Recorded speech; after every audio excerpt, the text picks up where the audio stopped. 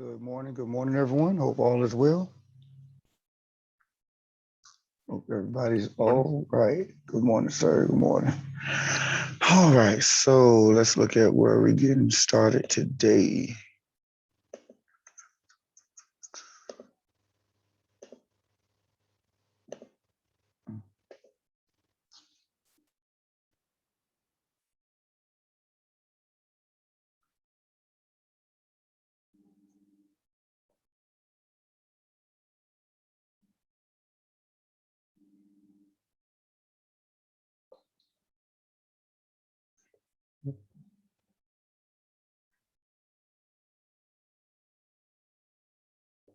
And that was 17.2.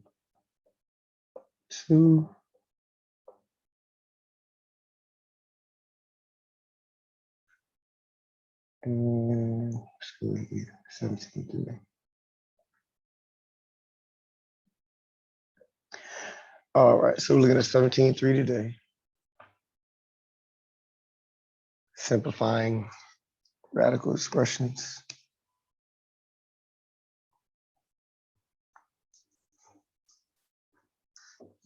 So the first thing we are looking at is the product rule. So it has the nth root of A times the nth root of B. If the indexes of the radical are the same, saying that if these indexes in your radical are the same, you can just multiply what's under the radical. So that's why they did A times B. So once again, if the indexes of your radical are the same, when you multiply, you can multiply what's under the radical. And that's why they're showing A times B. So here, if you had cube root of 4 times the cube root of 8, then that would be the cube root of 32.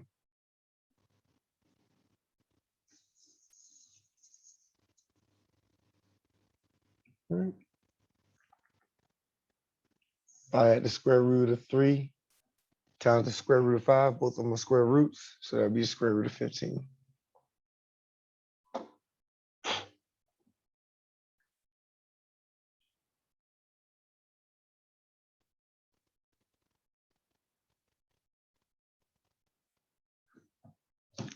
All right. Okay, we're scrolling up.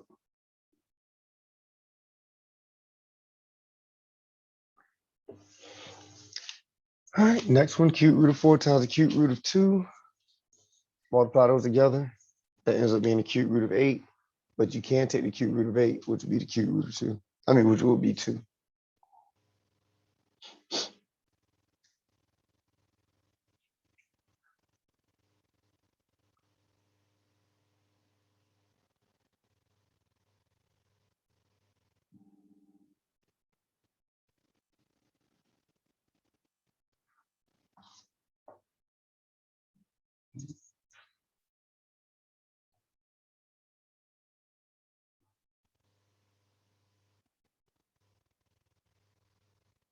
All right.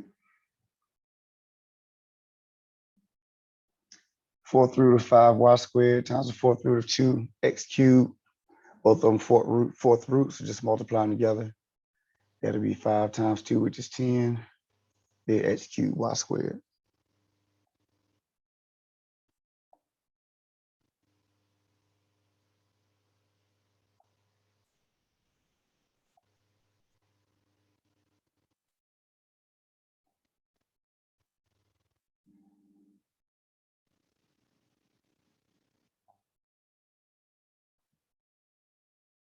Any questions? Any questions?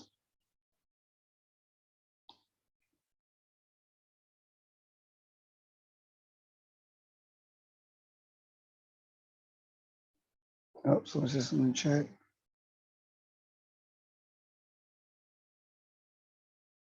Yep, just come there, ask whatever questions. Just make sure you bring your questions. And that way we know exactly what you want to talk about. Yeah. I'll be there Friday.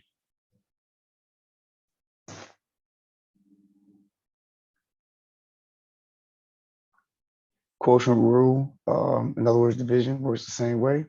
If the index of the radicals are the same, you can divide what's under the radicals. And vice versa, if you need to split it up, you can do it the same way. So here they give us the square root of 25 over 49. So if I want to simplify that, I can take the square root of both top and bottom individually. And that's 5 over 7.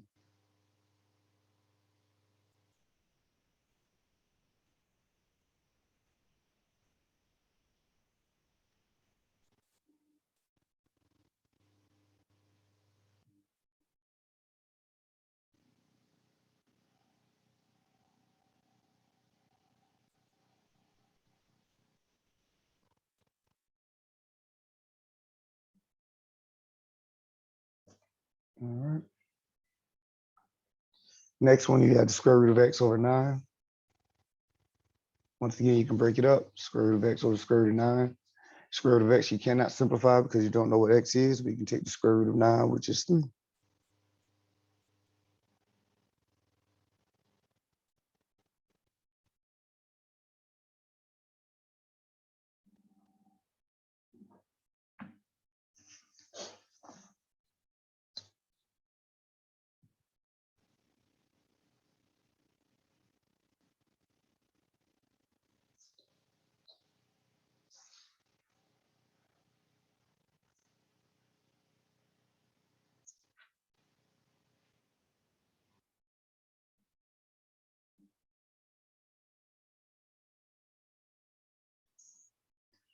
Then for C, if we had the fourth root of 3 over 16y to the fourth, take the fourth root of the top and bottom individually.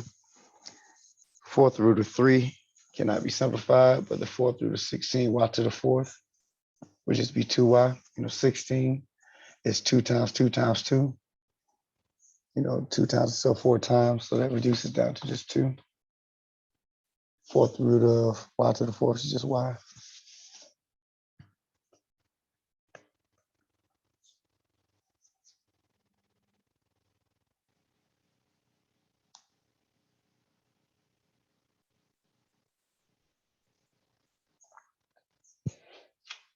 Any questions?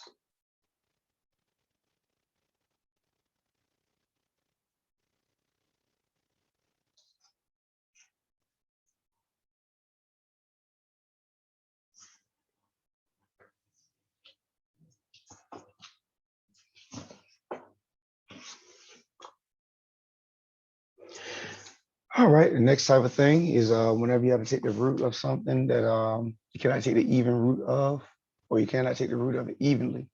So what I mean by that, if you have the square root, you're looking at this next one, if you have the square root of 50, 50 is not a perfect square root. So you want to be able to break it up into what you can take the square root of and what you cannot take the square root of. So you look at what two numbers will multiply to give you 50. And you want to know, is there a factor of 50 that you can take the square root of? And so notice what we did here is I used 25 times 2. 25 times 2 gives me 50, so I'm still good. But now I can break it up according to the product rule. I can break it up, take the square root of 25, and then leave the 2 under the radical. And so that'll be 5 square root of 2. And that'll be the most simplified way of expressing the square root of 50.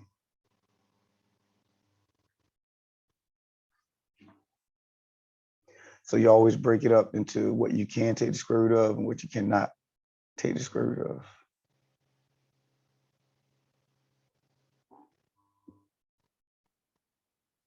Same thing with 300.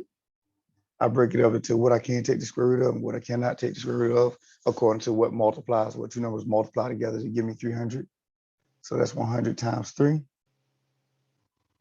so that allows me to take the square root of 100 and leave 3 under the radical. So that'll be 10 square root of 3.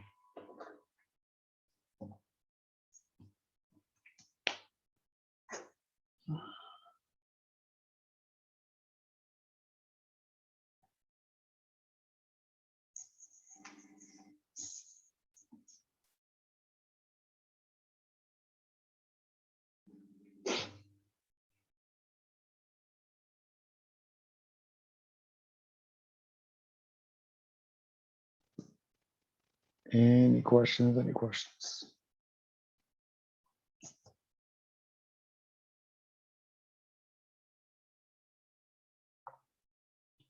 All right, same thing with cube root. This time I have the cube root of 24. So you look at your factors of 24, say, is there a factor of 24 that I can take the cube root of? And once again, you break it up into what you can take the cube root of and what you cannot. 8 times 3 is still 24, but I can take the cube root of 8, which is 2, and then I leave the 3 under that radical.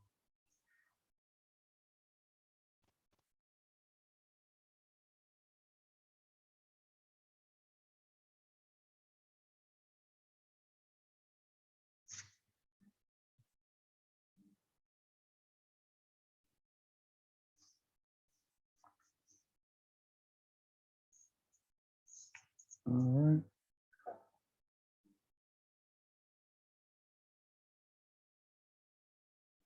And then the next one, just like in anything else, you don't want to make up stuff that cannot happen.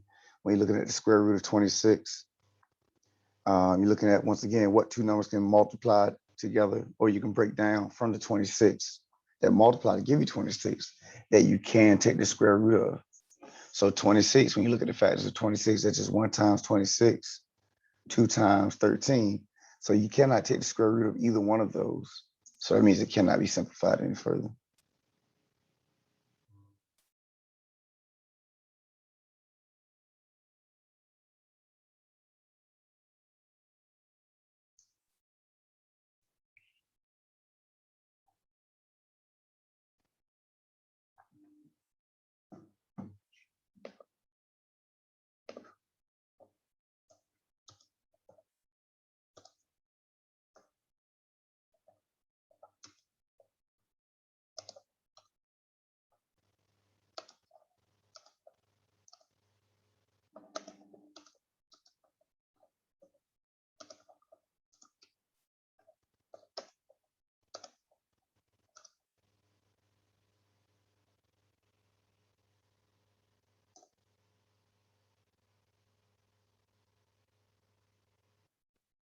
All right.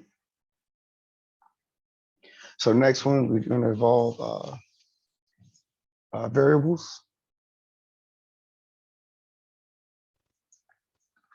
So if we have 25x to the third power,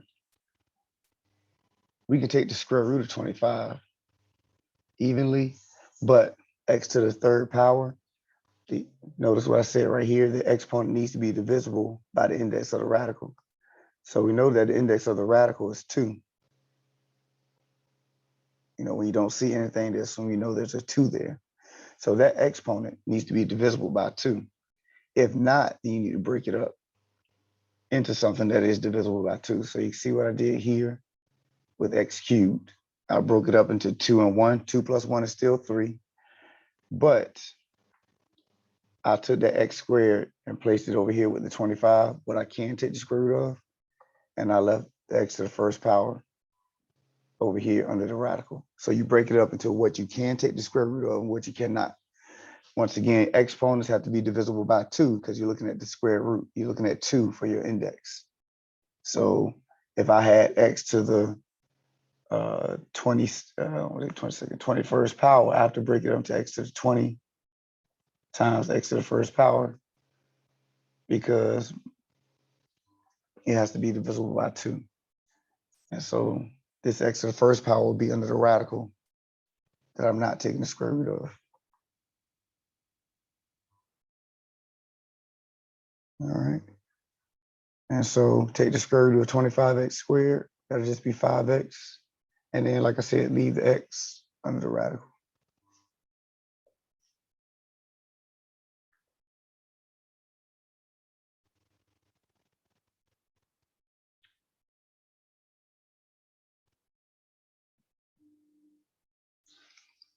Any questions? Any questions?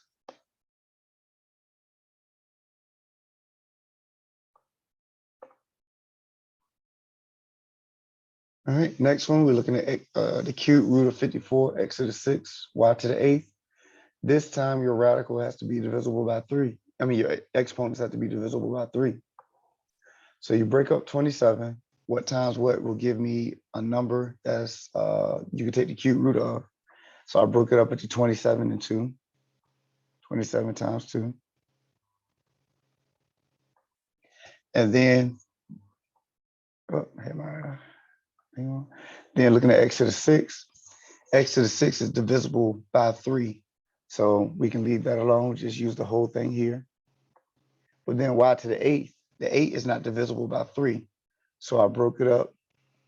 You know, you look for the largest number under 8 that's divisible by 3, and that's 6.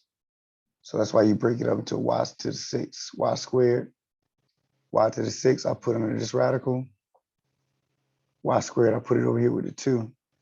Once again, what you can take the square root of, what you cannot take the square root of. And the cube root in this case. And so the cube root of 27 is 3. Then divide 3 into these exponents right here. And that's why we have x squared, y squared. And then once again, leave the 2y squared under the radical.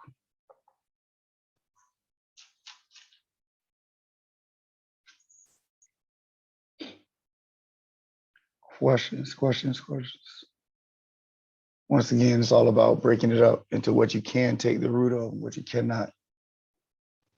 And that index is going to dictate how you break up your numbers.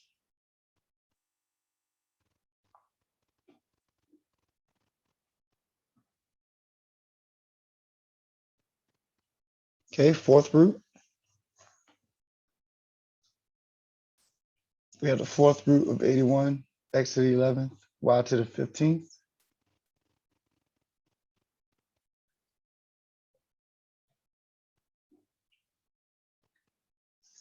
So I can take the fourth root of 81 because that's 3 times 3 times 3 times 3. So I don't have to break that up. But now 11 for my exponent of x is not divisible by 4. So I need to break that up into something that is divisible by 4. And then what's left? Same thing with y to the 15th. That's not divisible by 4. So the highest number under 11 that's divisible by 4 is 8. So I'll break that x variable up into x to the 8th times x to the 3rd. 8 plus 3 is still 11. And then break up this y to the 15th into y to the 12th times y to the 3rd.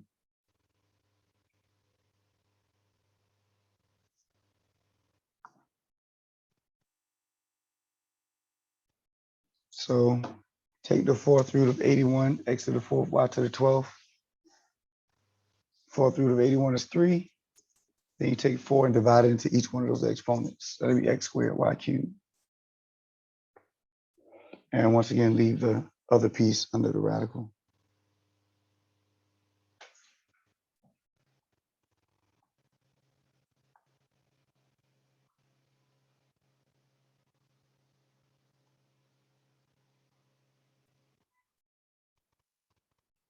Any questions?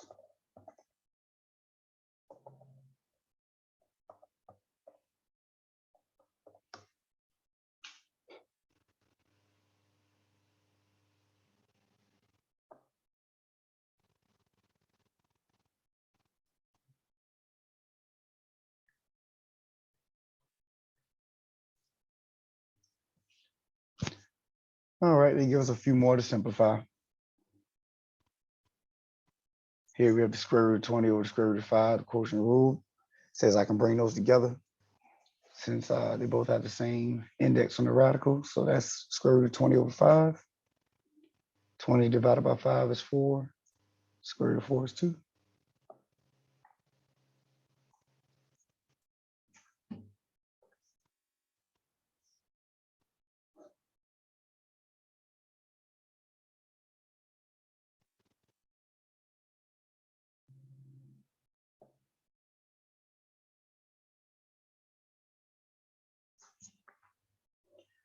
All right, the next one we have 50, square root of 50x over 2, square root of 2. All right, so to break this up, notice we have this 2 in our denominator. I just wrote it fully on the outside. That's 1 over 2.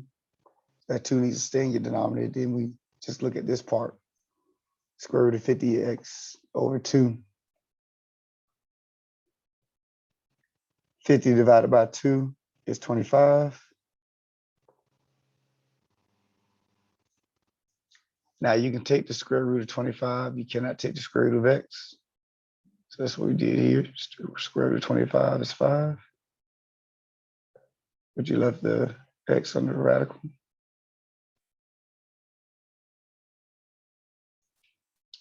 And this would be a result. 5 square root of x over 2.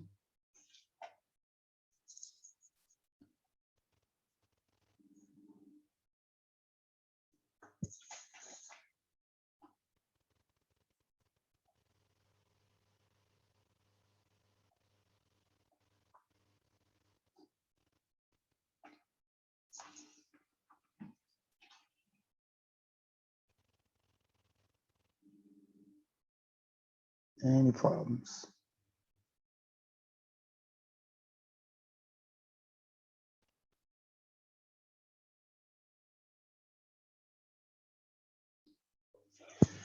All right, so here we have 7 cube root of 48, x to the 4th, y to the 8th, over the cube root of 6y squared. So the 7 is on the outside, but we can simplify this because they both are under this cube root. So that's what we did here.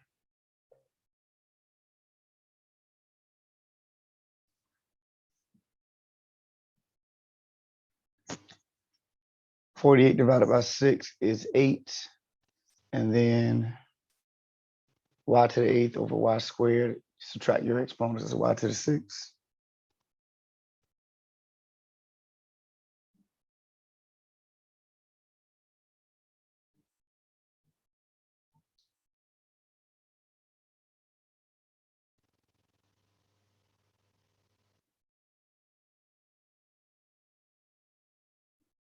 All right, so now we got to look and see what we can take the cube root of.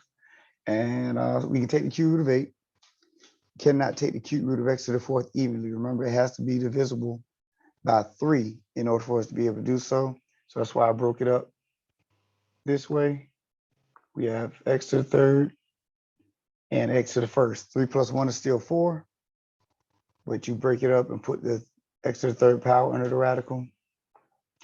Leave x over here by itself. X to the 6th, though, is divisible by 3. So we're okay with that. So now take the cube root of 8, which is 2, because 2 times 2 times 2 is 2. Cube root of x to the 3rd is x to the 1st, and then cube root of y to the 2nd is y. I mean, cube root of y to the 6th is y to the 2nd. You just take that index of your radical and divide it into each exponent. And of course, we left this x under the radical. Now we go ahead and multiply this 7 to the 2 that's on the outside.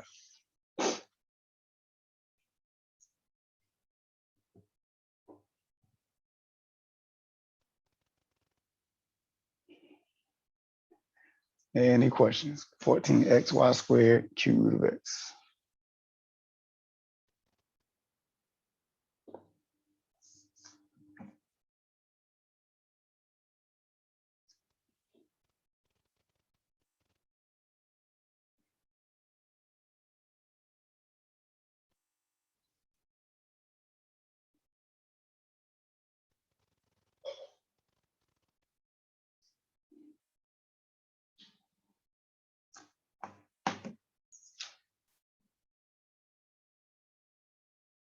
Any questions?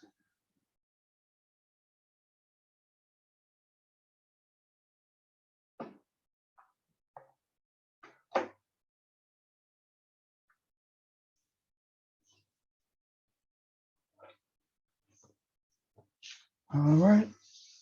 So here, 5 cube root of 40, x to the 5th, y to the 7th over cube root of 5y. Once again, leave the 5 on the outside. Let's simplify this part of these two pieces.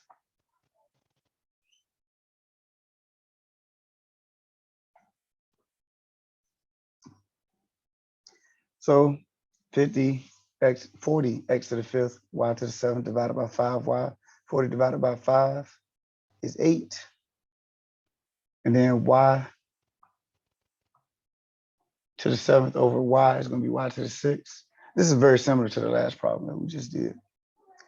So we have x to the 5th that we need to break up because we can take the cube root of 8 and we can take the cube root of y to the 6th, but we need to break up the y to the 5th because 3 cannot divide into 5 for the exponent. So I'll break it up into 3 and 2. So got 3 right here, x to the 3rd power, x to the squared, x to the 2nd power. So over here, take the cube root. That'll be 2x y squared. And then multiply the 5 times 2. It'd be 10x y squared, cube root of x squared.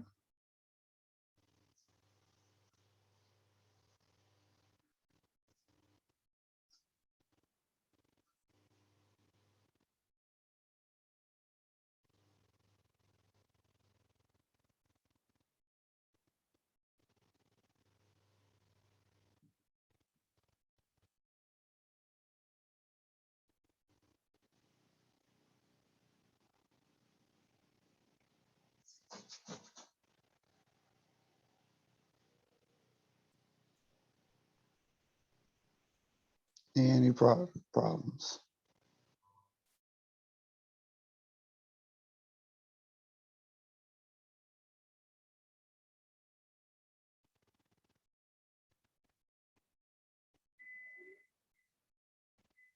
All right, let me make sure that part is in there. I think that is legit.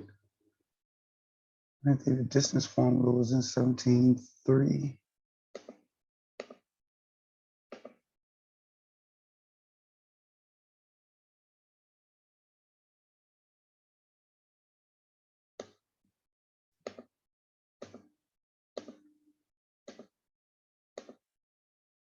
Okay, they did it. Okay, so let's look at the distance formula. They give you 2 formulas at the tail end of this section.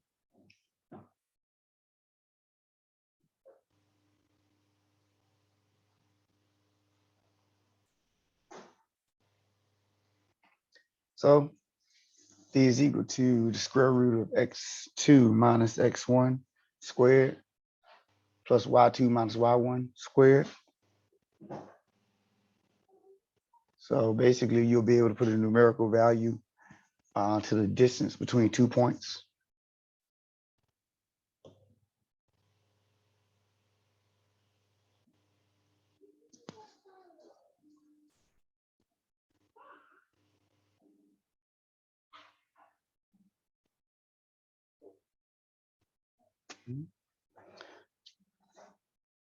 So x1, y1 is 0.1, x2, y2 is 0.2. Doesn't matter which one you call which, it'll still work out. You know which one you call 0.1 or which one you call 0.2.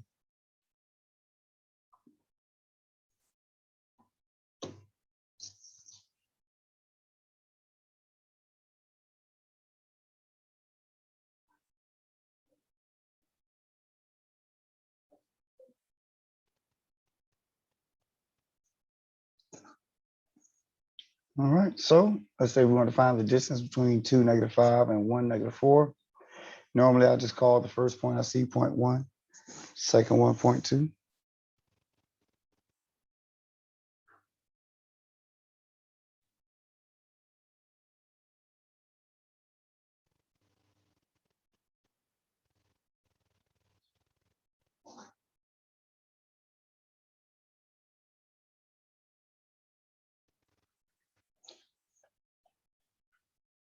All right.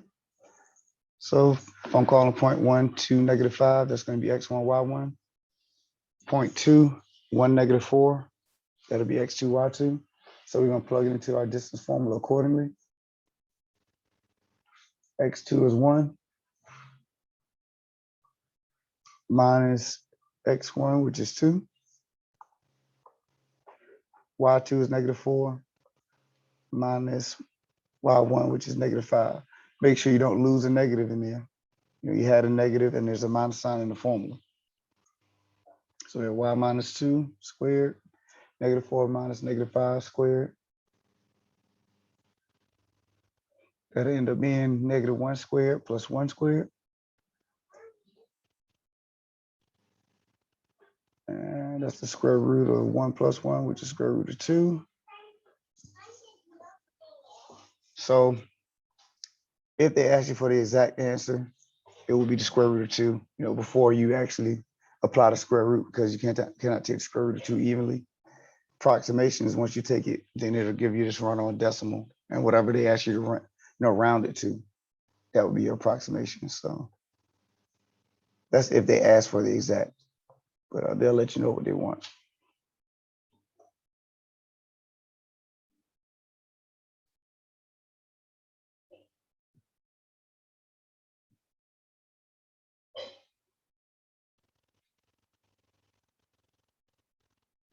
Any questions?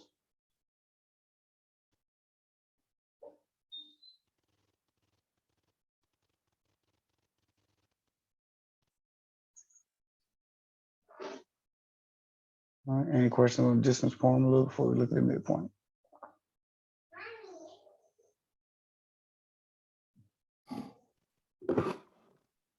No questions. Okay, thank you, sir. Thank you, sir. Try to make sure everybody good before I scroll up. So the next one, last one, midpoint formula. We have x1 plus x2 over 2, x1 plus y2 over 2. So basically, this one just gives you the coordinates of the middle point in between 2 points. So this is going to be coordinates.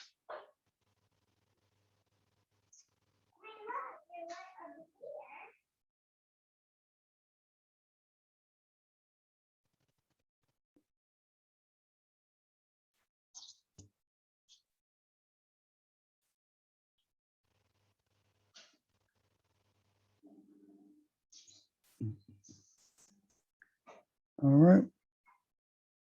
So same type of situation, just call one of your points x1, y1, which is point 1. Call the other one point 2, x2, y2. Excuse me. So here they tell us to find the midpoint between -3, 3 and 1, 0.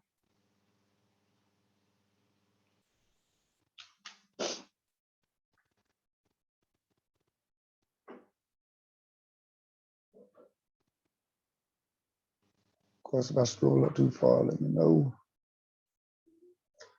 So following the formula, we got x1 plus x2. So that's -3 plus 1. And place that over 2, and then y1 plus y2. That's 3 plus 0 over 2. That ended up giving us -2 over 2. And then 3 over 2. And then the coordinates would be -1 and 3 over 2.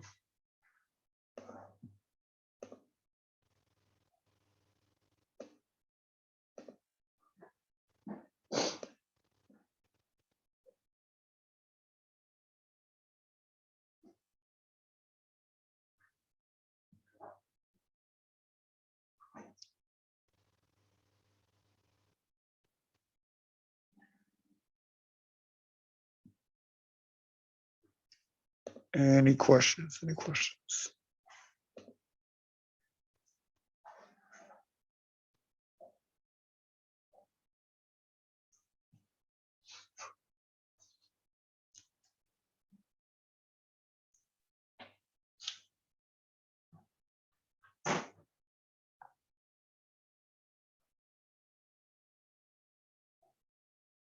Yes, sir.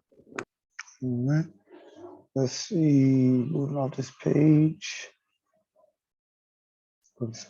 4, 26.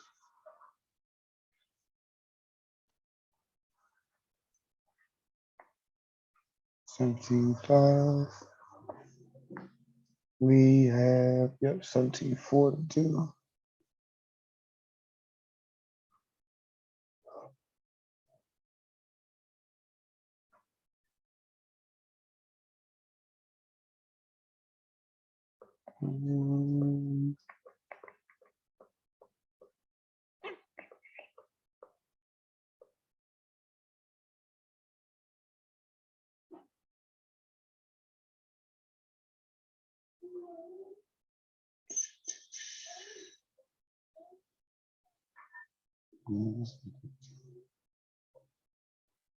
There's something else. Time is at 10:13. And we have how many sections left? We got the 4, 5, 6.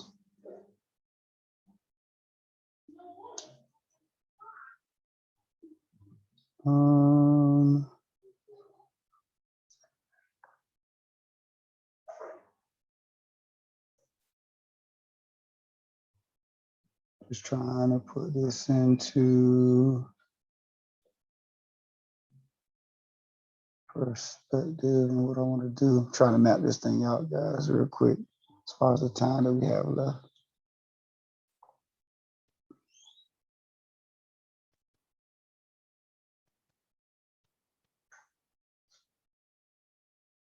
Give me 1 second.